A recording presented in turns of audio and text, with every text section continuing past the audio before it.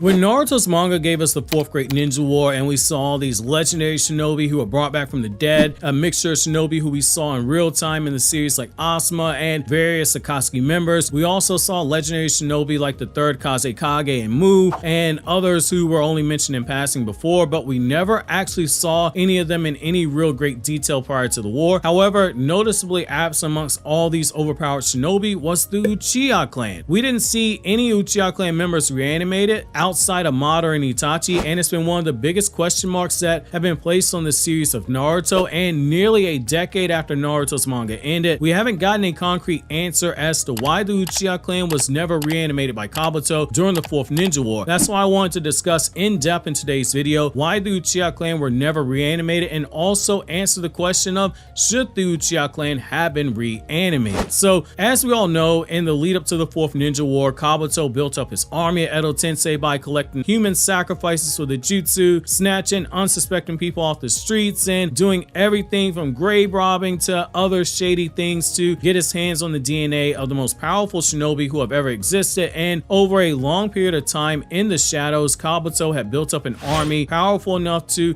tip the scales of battle in the favor of the Akatsuki for a majority of the 4th Ninja War. However, why doesn't he have any Uchiha there on the battlefield outside of Itachi and Madara Uchiha as Edo Tensei? There would have been obvious benefits, more benefits to having the Uchiha on the battlefield under his control than there were reanimating random Hyuga fodder 98731 or people like Dan Kodo who, while in possession of a really strong and powerful hidden jutsu that allowed him to become a living spirit to attack his enemies and control their bodies. But with the Uchiha, reanimating dozens of them would have provided a ton of benefits. The Sharingan itself would have been a problem for a majority of the alliance, since the true Sharingan master possesses advanced genjutsu that makes even top level genjutsu of a non-Uchiha look like child's play. Case in point, how Itachi was easily able to revert Kurenai's genjutsu despite her literally being stated to be the best at genjutsu in the Hidden Leaf Village at that point. The Sharingan Eye of Insight allowed them to predict the movements of their target mid-attack, break down their jutsu before the jutsu's even finished, and copy all ninjutsu and copy all chakra-based ninjutsu that the user has an affinity for that particular chakra nature outside of it being in Kekkei Genkai. The average Uchiha who possesses a Sharingan is leagues ahead of the average shinobi of another clan and even elites from most clans. It's why the Sharingan was so feared. So what stopped Kabuto from reanimating members of the Uchiha clan? Well, there's the issue of getting his hands on the DNA. Following the Uchiha massacre, there was an abundance of dead bodies left behind in the village because Itachi basically left behind a clearance cell of dead Uchiha after the massacre of the clan itself. As we were told numerous times in Naruto's manga, most famously in the Land of Waves arc, the bodies of shinobi are a treasure trove of information that contain information like medicines that a village uses to treat their shinobi, information about the village, knowledge about how to perform hidden jutsu if they're members of the Nar clan that can have that information taken by someone who possesses the ability to read minds. All of a sudden, some outsider knows how to perform the shadow possession jutsu because again, it's a hidden jutsu and not a Kekkei Genkai. Most importantly, the bodies of people like the Uchiha who possess Kekkei Genkai of their clan, special bloodline traits, special jutsu and abilities that are the most prized possessions of a ninja village.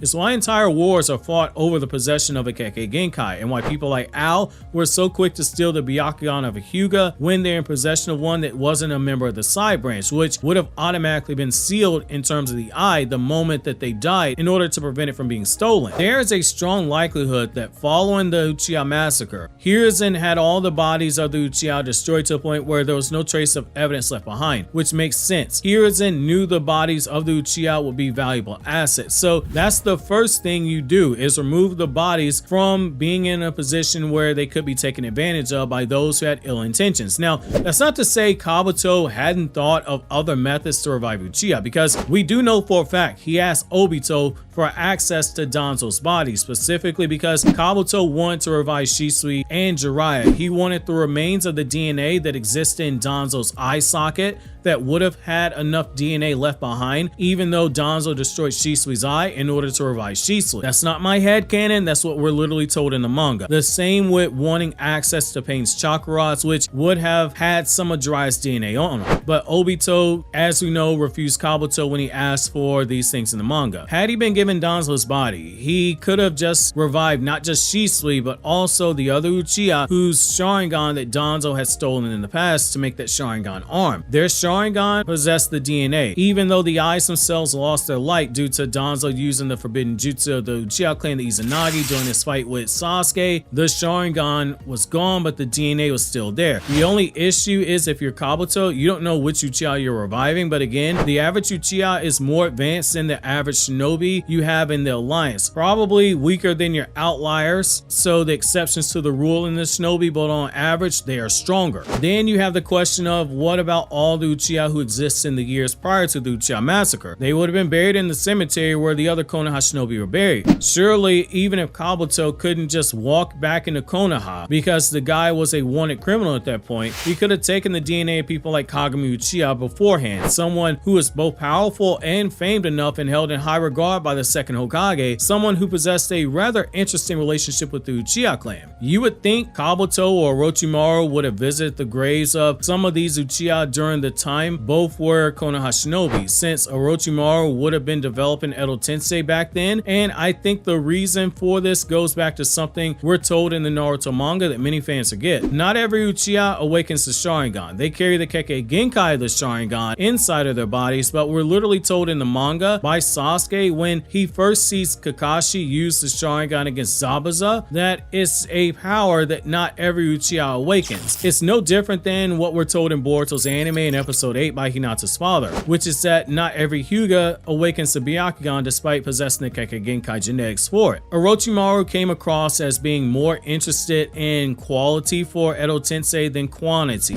If none of the Uchiha who awakened the Sharingan were anything exceptional, he wouldn't have bothered to get their DNA, and while Orochimaru likely would have known about Kagami Uchiha due to him having an admiration for the second Hokage, Orochimaru having worked on the root as well, there's nothing to suggest that Kabuto would have known Kagami existed, and even if he did know of him, he didn't think he had enough special features about him in order to be reanimated. However, let's go even deeper here. What's the other reason Kabuto could have possibly not wanted to revive a mass number of Uchiha clan members? I've seen some people suggest that he was worried that he would use genjutsu to break free of his control. I don't think it's as simple as that. Is Kabuto the cautious type? Absolutely.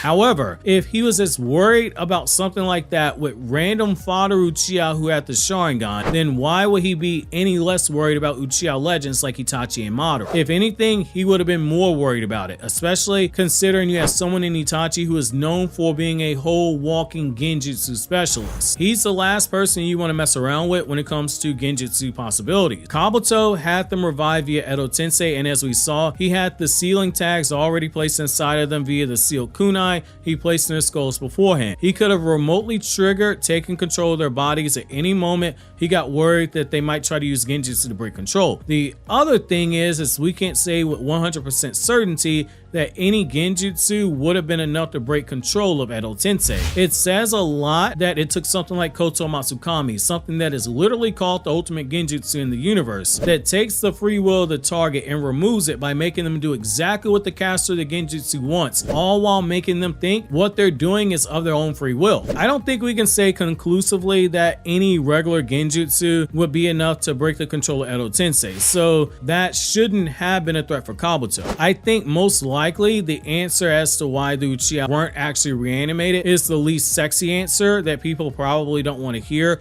which ironically is an answer that should make you scratch your head because of how much Kishimoto pushed the clan that has the shiny red Christmas-like eyes down our throats. I think most likely he ended up forgetting about the clan members outside of Itachi and Madara. Otherwise, we would have gotten Izuna Uchiha reanimated. Izuna was someone who we were literally told in the manga was an equal to Madara before Madara got the Mangekyo Sharingan, and someone who Madara constantly competed with for the title the strongest of the clan, following the falling out with Hashirama when they were children. That's a powerhouse right there. Even with the Mangekyo Sharingan version of Izuna, since Izuna with the Mangekyo was considered the equal to the second Hokage. Last I checked, even with all the memes with Tobirama's still a very powerful shinobi. It's not sexy, but I think that's your likely answer. The guy forgot about the other clan members. In universe, the answer is Kabuto likely couldn't have got his hands on the DNA of the Konoha Uchiha that were out there. However, I do think had he been able to reanimate just say 20 Uchiha with the Sharingan, you would have had more losses on the side of the Shinobi Alliance just from that one night right there. On night 1 of the war, they lost around half of their alliance. It would have been potentially 60% of the Shinobi Alliance being destroyed had there been Uchiha reanimated, because there's a reason only the Senju clan were consistently being contracted to fight the Uchiha. But now when you give them bodies that regenerate, you can basically say it's game over.